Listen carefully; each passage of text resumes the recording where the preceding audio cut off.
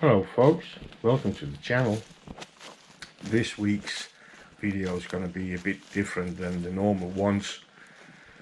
I'll try to answer some of those questions I get in my comments and some of those questions people ask me when they hear or they see how I am doing in my life out here in the woods. Some of the questions I'm asked the most is why did you move into the forest? Why did I leave normal society? How do you manage life financially? Do you have a job? Where and how did I learn about all the stuff I do? Are you never afraid of getting hurt? And last but not least, when people have asked me some of those questions and I have told them why and how, the response I hear the most is, well, you're really living the dream. I wish I could do the same, but I can't. And my answer to that is, why not? When I was a small kid, my parents bought a piece of land like 75 kilometers north of Copenhagen, and they started building a summer cottage. And when I was there was a place not far from the build site that was called Hertha Hill. There was grassland. There was a marsh with a small lake and the forest. And I spent hours upon hours in the forest, climbing trees, building shelters. And I'm sure that's where the foundation for my love of the forest was laid. Nowadays, when I'm walking around the woods, and I do that a lot, it's always like meeting a good old friend I know, and it brings me so much knowledge about how everything is connected and depending on one another. Nothing in the forest is it's all there for a purpose, and I like that. And the funny thing, in those years I've been living out here, I have walked hundreds of kilometers in the forest, and I have never, not even once, met other people. It brings me serenity, and yeah, of course it provides some food for winter, fungus and berries, and I can sit out there for sometimes hours doing nothing and just observe what's going on. It's the forest is for me a very special place.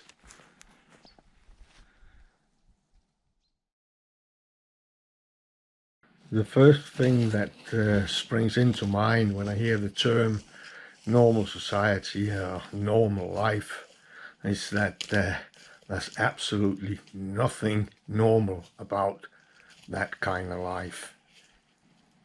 The last 5 years I lived in Copenhagen. I was living alone in a house, and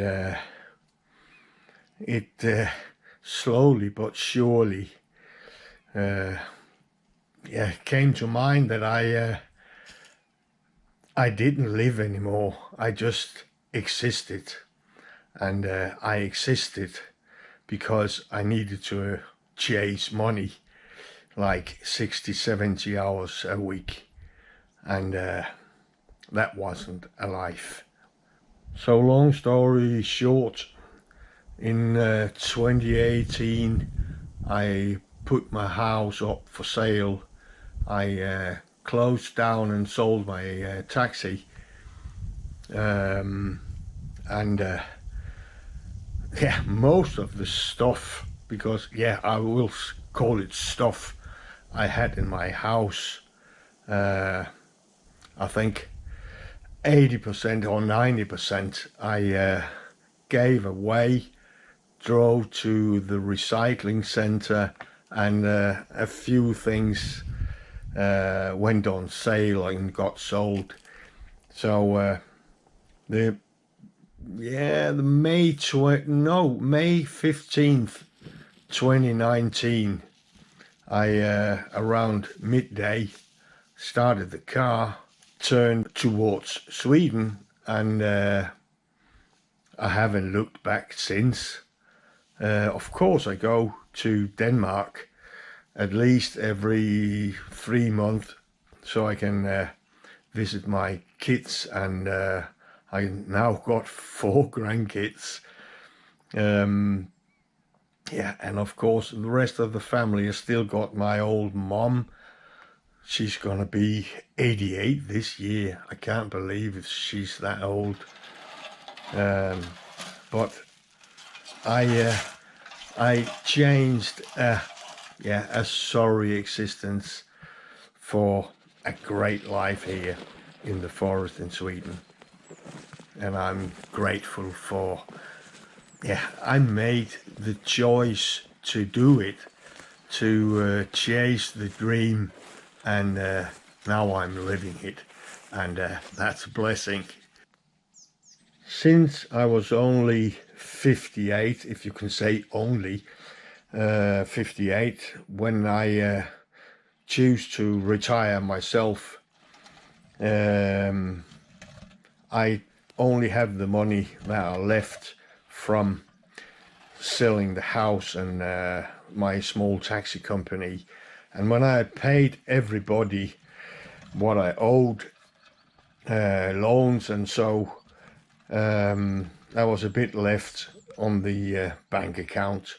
Not much, but if I'm a bit thrifty with my money, I can make it, I hope I can stretch it till I'm 67, because when I'm 67 I can get retirement funding or pension paid out from the Danish state. But it was like 9 years those money that was left had to, or they have to stretch for that. And out of those money I bought this place, and I bought a car. I paid a lot of money when I made the extension and modernized, so I could get an indoor toilet, an indoor shower, a kitchen, because there wasn't any. There was only a wood stove, so I needed a kitchen, running water inside the house, because there wasn't any when I bought it, and the well I had ran dry twice the first summer I was living here, so I have to get a well drilled by pros, and that of course cost a lot of money as well. Then I had to renovate one of my barns, and I bought the sawmill and a lot of big logs, so I could start building the original dream that was a log cabin. And no, I don't have a job, not a regular one. My friend Daniel has a company in the nearest city. He sometimes texts me and asks if I can come and help him out the day after, just for a few hours, and I never turn him down, because I get a little bit of money out of that. And then I have, yeah, every 3-4 weeks, I have a few hours doing, yeah, mostly cutting grass on a property like half an hour away. So I earn a bit there as well. It's not much on a monthly basis, but it pays for my yeah, very limited use of electricity, and of course I have a phone bill, and if there's any left of those money, they are gonna pay on some other bills like insurance and so. When people see or hear about what I am doing out here in my place, they they often ask if I'm a trained carpenter or I'm educated in some kind of construction work, but I'm not. Actually, I'm an auto mechanic. Yeah, and I have another one as well. It's a machine technician. But I've never been afraid of just going for it. I never think, oh, it's too hard or it's too difficult. No, I just throw myself at the idea. Often it's just an idea I have. And of course I make a lot of mistakes, but you can fix a mistake. Yeah, 99.9% of the time you can fix a mistake. And I just learn from that, and I can use it further on in life or tomorrow. Who knows? So I always just, I have a saying that always move forward, and don't be afraid of making a mistake.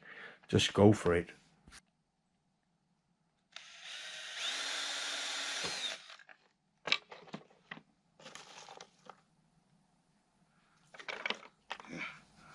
I'm drilling a lot of holes in some small branches, because I'm gonna make some kind of, I don't know what you can call it, art or a wind chime or something. I got a bone here, and I got a lot of stuff here I collected. And when I'm told them that I'm not trained in anything, they ask if I'm not afraid of getting hurt when I'm doing the stuff I'm doing, or walking along in around the big forests. I say, no, why should I be afraid of getting hurt? It's a lot more dangerous living in the city than out here. And when they think about that, they tend to agree that it's not dangerous out here.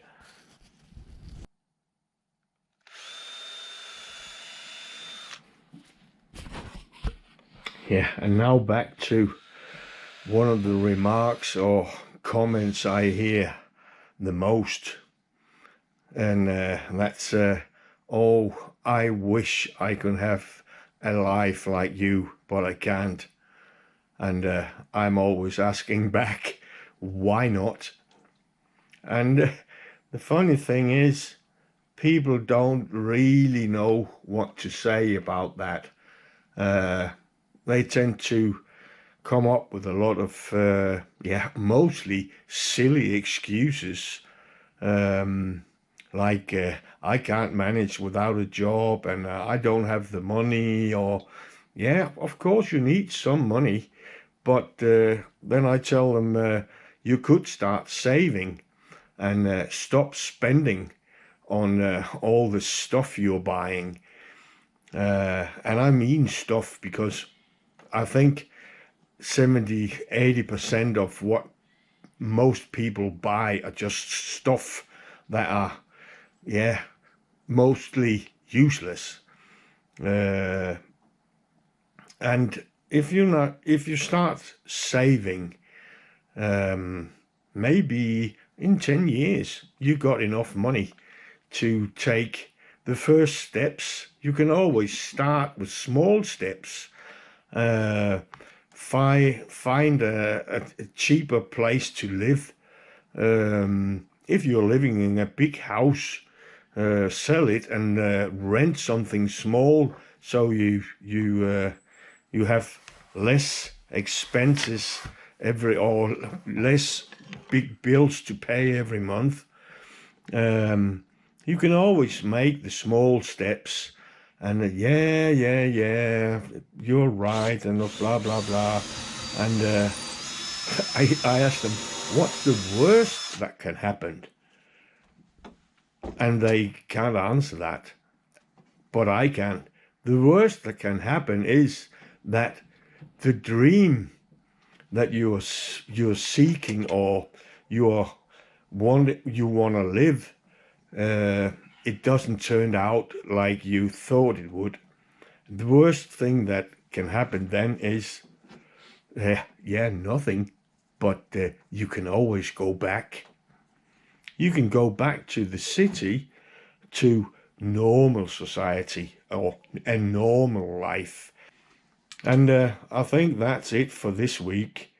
I hope some of it made some kind of sense to you. So until next time, remember, live free or die trying. Yeah? See ya.